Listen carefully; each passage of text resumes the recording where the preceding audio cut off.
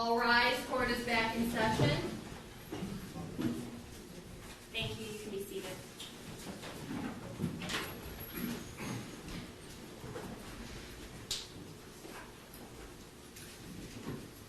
Do you have another witness to call? John Petrofessa on behalf of the people. We're ready to proceed if the court is. Yes, People call Sierra Ramirez to the stand. thank you. And just, I'm going to recall the case numbers, counsel. So I'm calling case numbers 24233, I'm sorry, second amended.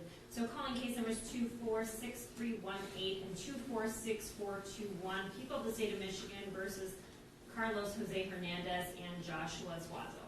Thank you, Your Honor. John Petrofessa and Andrew McGarrett on behalf of the people. Thank you. Paula Michelle Lofton on behalf of Mr. Carlos Hernandez. And Michael McCarthy, P3016, we have Joshua Swanson. Thank you. And my understanding is we have one more witness? One very quick witness, then one statement witness. Okay, And very then we good. should be resting. Thank you.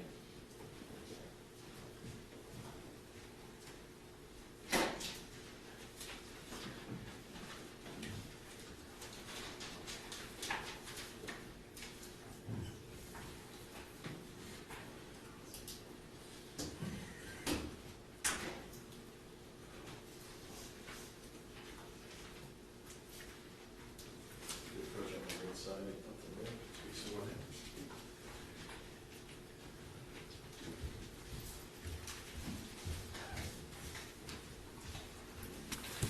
Hello, your name for the record. Sierra Ramirez. Thank you. Can you spell your first and last name for the court recorder? First name Sierra, S-I-E-R-A. Last name Ramirez, R-A-M-I-R-E-Z. Thank you. And can you raise your right hand? Do you solemnly swear or affirm that any testimony you give in this matter will be the truth, the whole truth, and nothing but the truth, so help you God? I do. Thank you. Go ahead and proceed. Good afternoon. Good afternoon. If you do me a favor and speak up a couple notches, the other table has to make sure they hear you too, okay? Can you tell us how you're employed? I work for the Oakland County Sheriff's Office. I work in the forensic laboratory there. Okay. And how long have you been doing that? Just over 4 years. Okay. Do you have any special training or expertise? I work specifically in the forensic DNA unit doing biology testing, and I am also a member of the crime scene unit. Okay. Let me direct your attention back to October 11th of this year. Were you working in that capacity on October 11th? Yes, I was. Were you called out to a residence located on Newcastle Street in Rochester Hills? Yes, I was. Were you part of the evidence recovery team that was dispatched there? I was part of the processing unit, yes. Okay. Now, we've already had testimony about the scene, the pictures, and what was found there. So I want to be very specific in directing your attention to just a few things, okay? You indicated that you have training. Have you ever been qualified as an expert in anything? Yes, I have. And what have you been qualified as an expert in? Forensic DNA analysis. And have you testified as an expert? Yes, I have. Have you given your conclusions about statistical profiling? Yes, I have. Your Honor, at this time, the people would move this witness as an expert in DNA collection and profiling. Thank you. Any objections? Not for exam purposes. May I ask a question of White? Yes. One here. Thank you. Mr. Ramirez, how many times have you been qualified to testify in the past? 2 times. And was that both of those instances in the Oakland County, either circuit court or one of the district courts of Oakland County? Both times were circuit court at Oakland County. Thank you. I have no objection for purposes of preliminary examination for this witness to be qualified as an expert in forensic DNA analysis.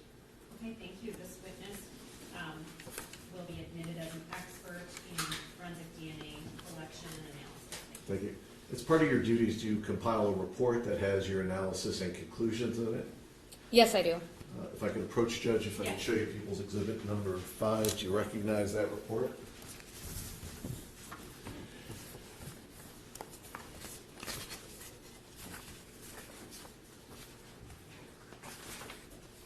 Yes, I authored this report. Okay. I want to be very specific. I know there was a lot of things submitted. Some things haven't been tested yet.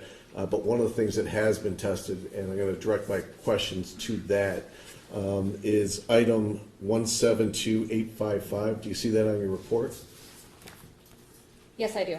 And can you tell us what that item is and relates to what evidence was located? This was One sealed brown paper bag containing 2 large zip tie swabs. Because I was at the scene, I know this was collected from the basement of the house.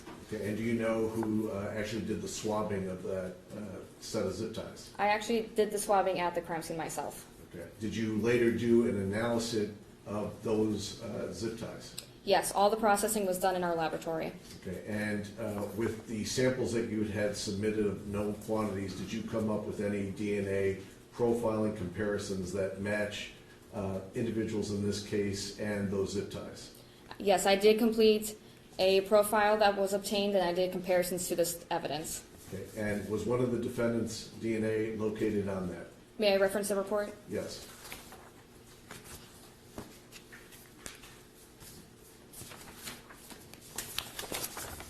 Yeah, the DNA profile was interpreted as a mixture of 3 individuals and was compared to 3 individuals, and one of the defendants, Joshua Zwazu, was compared and in limited support. If I could read the full statement, though. Yes.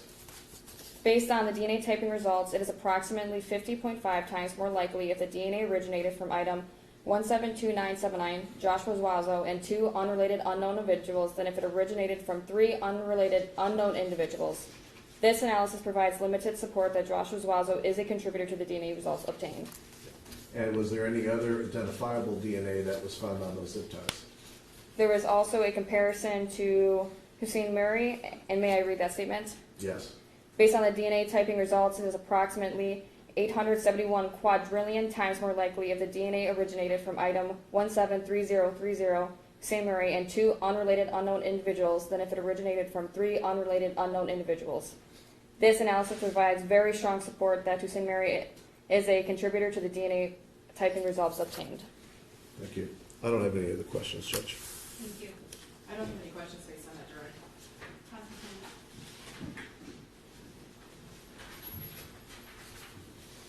Mr. Ramirez, my name is Michael McCarthy. I represent Joshua Zwazo. I have just a few questions to ask you here this afternoon regarding your testimony. If I don't make myself clear, please tell me that, and then I'll rephrase the question, okay? Sounds good. All right, thank you. You said you collected the zip ties in the scene that you were sent to by the Sheriff's Department, correct? That is correct. I swabbed them at scene and also collected the zip ties in separate packaging. There were 2 different items collected from the zip ties. Okay, and you said something about packaging just a second ago. Can you explain that? So the zip ties were swabbed, and those swabs were packaged into separate packaging, which is the item number that has been tested on the report. And the zip ties were then placed into a different package with a different item number that was not submitted for this report. Okay, so when you came onto the scene, and I just want to get this packaging clarified, were the zip ties that you observed, were they in a package such as a manufacturer would package an item for sale? Or are you talking about the packaging you did when you selected one of them and took it back to the laboratory?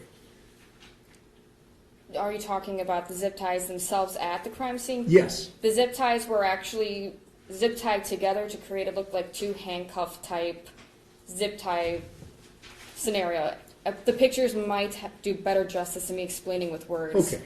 Well, I guess my question is, were they in packaging from a store, or were they just laying out there, these 2 zip ties that you picked up? This clump of zip ties and the handcuff pattern were on the floor near blood and the victim's body. Was there any packaging? No packaging, no material with it. Thank you. Now, the amount, the percentage, or the probability, rather, I think is the proper term, for the 50.1 times likely that the DNA you collected was that of Mr. Zawazo. That's pretty low probability, correct?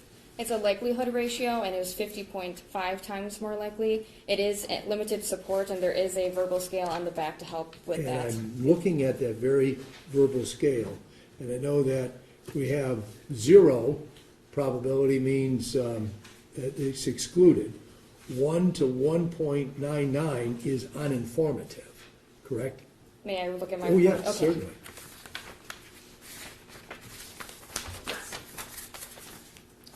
Yes, 1 to 1.99 is uninformative. And then the next category goes from 2 to 99.9, and that's limited support, correct? That is correct. And that's where you say this probability for the DNA being that of Mr. Zawazo is 50.5, correct? That is correct. There are 3 other levels above that level of moderate support, which is 100 to 909 or 9,999, correct? That is correct. And then the next one up is 10,000 to 999,999, and that's called very strong support, correct? Strong support, yes. And, yeah, that's right, just strong support. And then 1 million plus is very strong support. That is correct. Okay, so there are 6 different levels, and Mr. Zuazo's, according to your analysis, his probability is in the 3rd of lowest of the levels, correct? That is correct. It is an inclusion because on the other side, the statistic may be not a contributor, so the statistic is like a teeter-totter effect where they may fall on one side, exclusion or inclusion. In this case, it does fall on the inclusion side, but yes, in that limited support category. Okay, and that's the best that you can say in terms of the support for Yes, for that what you statistic. found. And when you analyze these zip ties that were put together, as you say, looking like handcuffs, one circular inside the other circular, correct? Correct. They're connected together that way. Was it only one spot where you found any DNA present, or were there many spots on those 2 zip ties where you found DNA? Only one swab was taken at the scene, well, 2 swabs, one wet, one dry. Being at the scene in that environment, it may not be laboratory environment, but also trying to avoid any staining that could be consistent with blood to make sure that that's not impacting the result also obtained. Okay, because you do have DNA from Hussein Murray that had a very high number, correct? That is correct. Okay, and then how many of these zip ties were recovered at the scene? Just There those were- 2 or more? There were 2 items, both the larger set that we are talking about, and then there was a smaller set similar to a handcuff type Was setup. any DNA recovered from that smaller set? If I reference my report real quick, Certainly. I did actually test that in this report for item 172854 for 2 small zip tie swabs. A DNA profile is not suitable for further interpretation due to its complexity and unknown number of potential contributors. Therefore, no comparison can be done to DNA reference samples. And there were other items that you collected as a part of the team that went to the home during the course of your investigation there, correct? That is correct. And those are still in your laboratory pending testing for DNA on certain of those items? Some of the items that are in this report as not tested will be tested in the next round of testing. Okay, then that's the point that I wanted to get at. This is an ongoing investigation at the Forensic Science Laboratory, correct? That is correct. All right, thank you. Thank you. Thank you, Judge, no redirect. Okay, thank you, you can be excused. Thank you.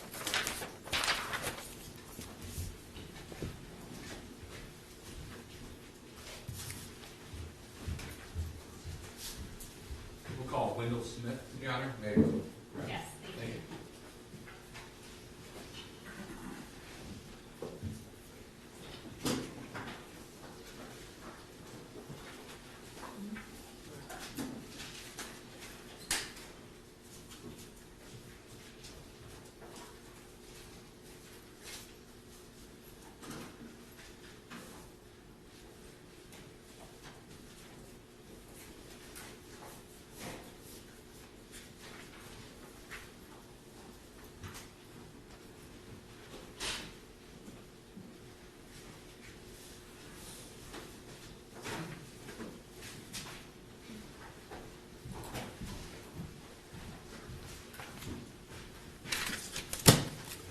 Hello, can you state your name for the record and spell your first and last name for the court recorder? Detective Wendell Smith, Wendell, Smith. Thank you, can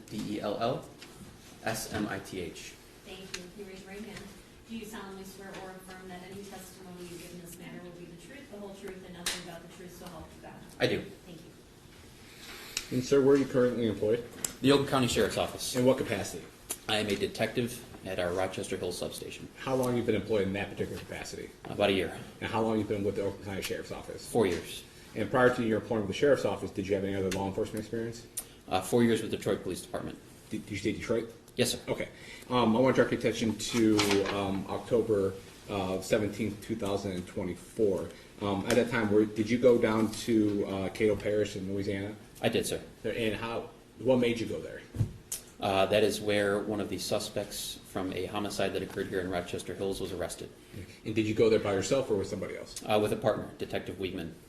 And how did you travel there? We flew down there. So you and Detective Wiegman flew down there to Cato Parish? Yes, sir. Okay. And was that on the 17th? Yes, sir. Okay.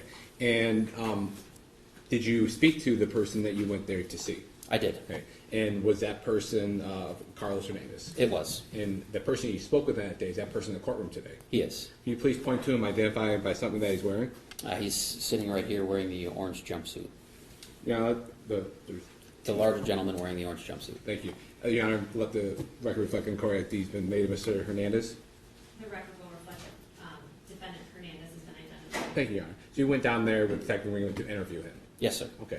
And were you able to interview him? We were. Okay. And where did that take place at? At the Caddo Parish Jail. Okay. And when you met with Mr. Hernandez, did he agree to speak with you? He did. Okay. And did you advise him of his Miranda rights at that time? We did, yes, sir. Did he say he understood those? He did. Did he agree to waive those? He did.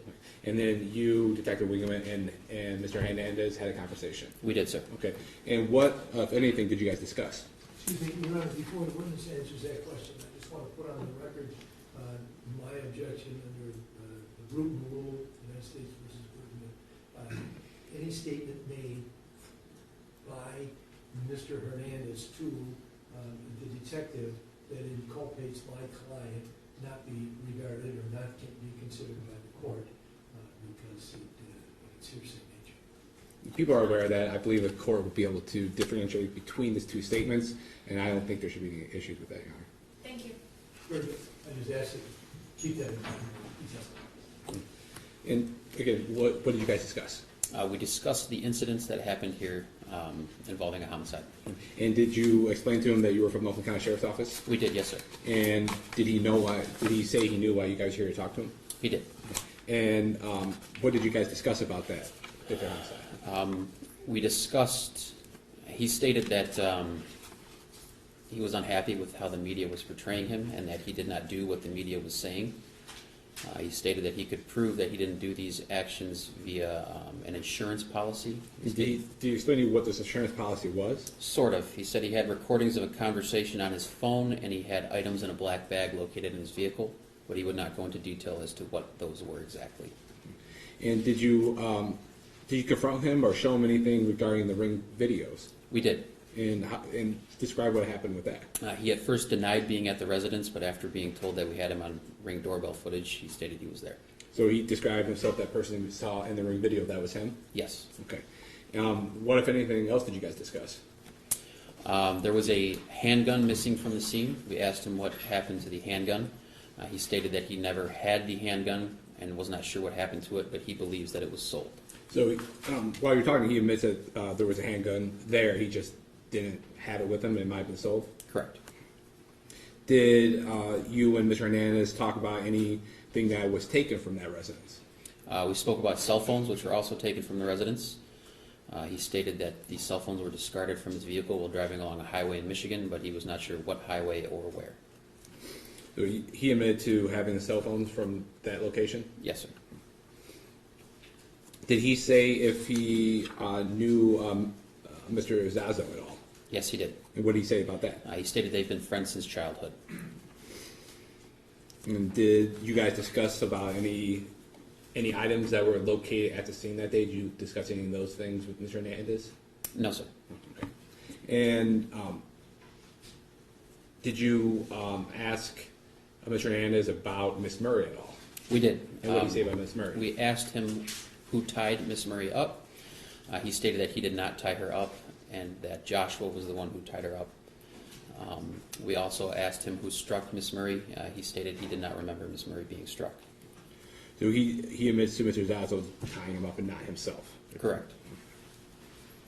Did you guys discuss anything regarding DTE? We did. I asked him where the DTE, I guess we'll call it equipment and paperwork, came from. He stated that there was a third-party individual who provided them with the Murray's address and also provided them with the DTE equipment and paperwork. So he informed you guys there was a third party involved regarding that potentially? Correct, regarding, yes, sir. And then did you discuss anything about any of the information you have regarding Lowe's or Home Depot? We did. We asked him why they went to Lowe's. He stated that Joshua wanted to purchase zip ties from Lowe's. And then would that be a fair representation or account of the conversation that you and Mr. Hernandez had on that day? Yes, sir. Right. And after speaking with Mr. Hernandez, what did you do next? The next day, we obtained evidence from the Caddo Parish Sheriff's Office. We took custody evidence and drove it back here to Oakland County, where it was then logged by Detective Downey. And based on your knowledge at the time, that was evidence that was obtained when Mr. Hernandez got arrested? Yes, sir. Right. And when you obtained that evidence from that police agency, were they in bags or how was that marked over? They were all packaged and sealed in bags with a brief description of the items in the bags written on the bag. And you and Detective Wigman took that back to Oakland County? Yes, sir. And how did you do that? We drove back. You and Detective Wigman drove back? Yes, sir. That was the next day? Yes, sir. Okay. And you dropped that off to the evidence of the sheriff's office? Yes, sir. Okay. And do you recall briefly what any of the items were that were located There in were bags? various clothing items. There was a hat, a couple masks, shirts, pants, a pair of shoes, pair of boots, jewelry, a hammer. I'd have to refresh my memory if you want anything more than that. Do you have anything with you that would refresh your memory? I do have my report right here, yes, sir. Can you go ahead and take a look at that, and once you're done reading that, if that refreshes your memory, just look at me and I'll ask that question again.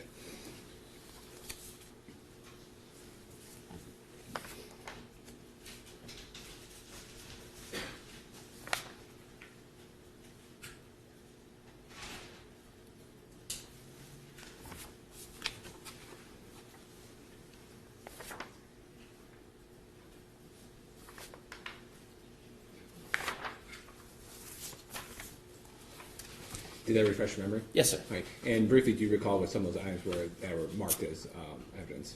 We had some DTE gear as well that was brought back.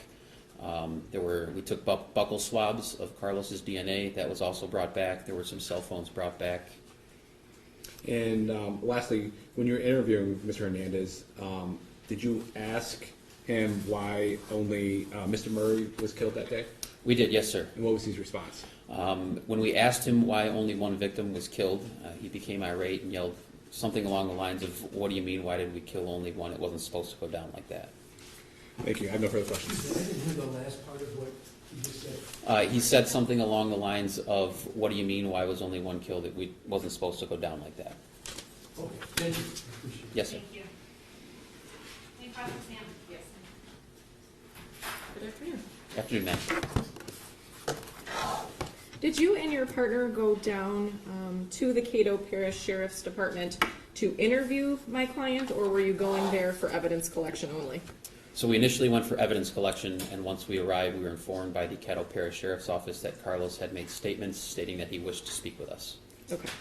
And in your report, you stated that you had been advised previously that Carlos was asked if he wanted to make a statement from the arresting officers, and he declined. Is that correct? Yes, ma'am.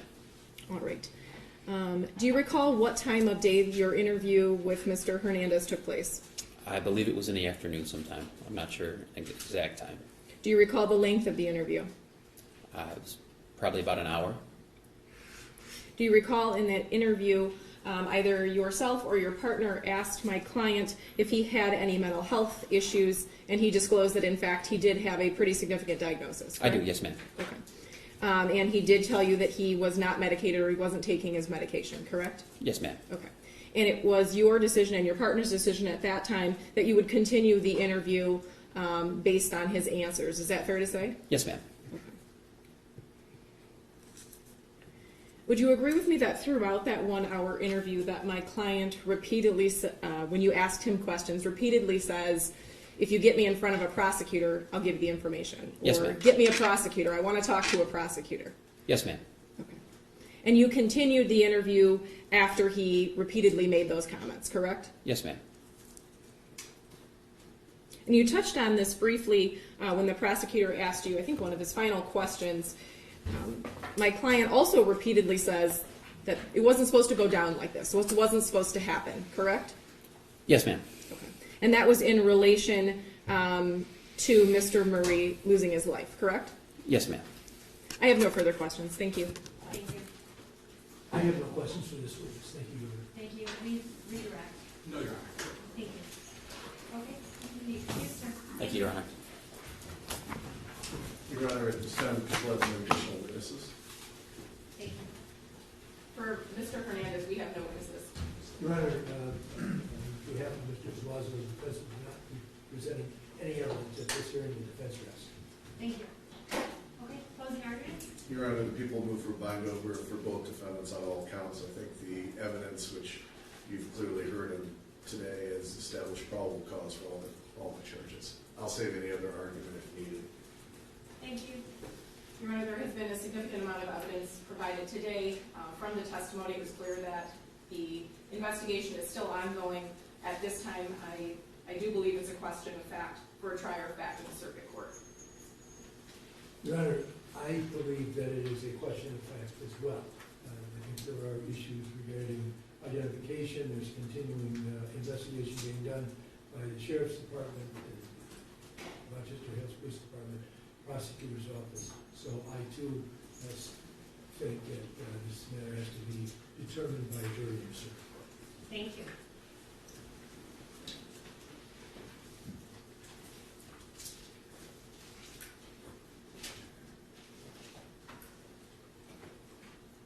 Okay, the defendants have been charged with count 1, homicide, felony murder, count 2, unlawful imprisonment of Hussein Murray, count 3, unlawful imprisonment of Linda Murray. We heard testimony today from Linda Murray regarding the events of October 10th and 11th and her testimony of identification of the defendants, witnessing the events of the defendants going into the basement and thereafter finding her with duct tape. We also heard from other witnesses, including Deputy Copeland, who was present on the scene thereafter. We also heard from Valerie Maya, Dr. Brian, medical examiner, Sierra Ramirez, Detective Wendell Smith. All of these witnesses combined, we have substantial evidence that has been admitted today, pictures, video, etc. And based upon all of the testimony of these witnesses, based upon all of the exhibits that have been entered, this prosecution has met their burden by probable cause standard, and this court finds probable cause that the defendants committed the crime. This court will bind over to the circuit court. Thank you. Thank you, Brian. Thank you, Your Honor.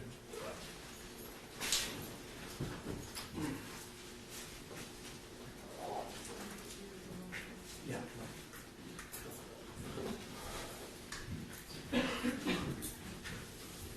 Court is in recess. Judge, You have the motion. one last matter. The court had scheduled to hear that Oh, yes. motion at the end. Wanted to make sure that was. Yes, and this is Mr. Suazo's motion. Yes.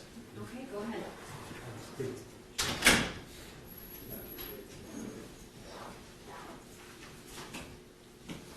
Michael McCarthy appearing on behalf of Mr. Zuazo's. This is the motion to dismiss that I filed on his behalf a couple of weeks ago, scheduled for today. I know that the court has read the motion and the law and the argument that I presented.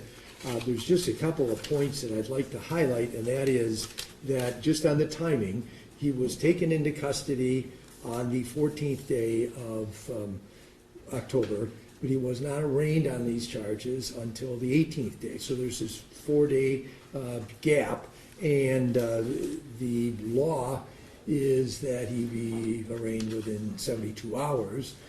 I cited federal United States Supreme Court authority, Gerstein versus Pugh and Riverside v. McLaughlin, who in Riverside in particular talks about the time when probable cause is to be determined, and the court has set a timetable of 48 hours as the reasonable time, and that when it is longer than 48 hours before a probable cause determination by a magistrate is made in terms of a warrant, then the court's terminology is the calculation changes, or the calculus changes, and that's what I submit happened here, because he was brought into custody or taken into custody at a job site in Plymouth to answer these charges. He was immediately confined, and so he wasn't at liberty. It wasn't one of those situations where he was put out on a personal bond and his arraignment could be conducted at some point in the future without any harm to him. And evidence was collected. His DNA was taken, and a search warrant was authorized on the 14th day of October to conduct a search at his home. So those things were ongoing, and it was not until 4 days after his arrest on the 18th that he was actually brought before the court and arraigned. When the evidence is being collected, that is purportedly inculpatory evidence, and that happens during that time frame, within or after the 48 hours, and this prejudice is presumed, then that does raise a real issue as to whether that evidence that's collected is admissible, and secondly, whether the charge can even stand. And so I've cited the Fourth Amendment and also the court rule, MCR 6.104, as authority for the fact that this is supposed to happen in a manner that is at least within 72 hours. Now, I've read the people's response. I understand the people's position is that there are 2 outstanding warrants, and that therefore the people could wait quite some time, 72 hours, to have the defendant arraigned on one of those misdemeanor warrants that was outstanding, and then even wait another 72 hours before he's arraigned on that second one, and then address the issue of bringing a charge against him in this case, or charges. However, taking that argument at face value, the facts of this case are that he was not arraigned on either one of those 2 outstanding misdemeanor charges, and it still went the total of 4 days before he was arraigned on these charges. And so it is, and I know one other thing, and that is in the people's response, they submitted that the warrant was actually submitted to the court on the within 48 hours on the 16th, and that the defendant, my reading of the court's register of actions is that it was authorized by the court on the 17th, but the defendant still was not arraigned until the 18th. So it's for that reason, or those reasons, that I'm asking the court to dismiss the charge, the case brought against Mr. Zuazo, and to suppress the evidence collected after 48 hours. Thank Thank you. you.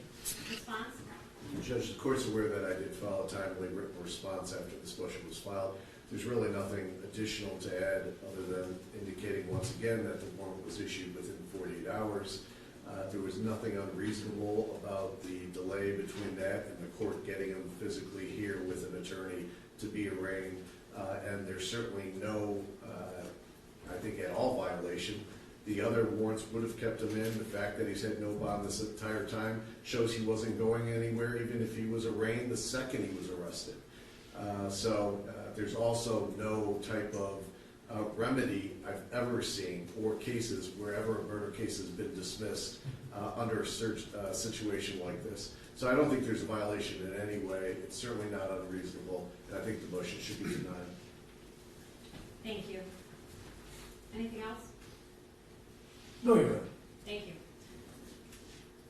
Okay, with regard to the motion before the court finds that there was no unreasonable delay The defendant had additional warrants out of other jurisdictions.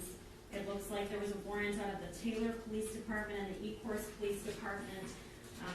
This is a murder case. These charges are extremely serious, and I don't believe that there was any unreasonable delay. So for that reason, your motion's denied. Thank you. Thank you, Your Honor. Judge, just one last housekeeping. This is the first time I've ever appeared before you. Will the court issue a written order on this ruling, or should me and Mr. McCarthy write one up to present to the court right now before we leave? We can check. Whatever you guys, I can draft the order, you guys can draft the order. I think- Whatever. I can draft the order, or you can draft the order, it's whatever. If you could draft it, that's great. Okay. Thank you. Thank Thank you, you. Judge. We just raised that, I joined with Mr. Petrofessa before you lose jurisdiction over the case, after it's filed over. Thank you. Thank you. Off the record.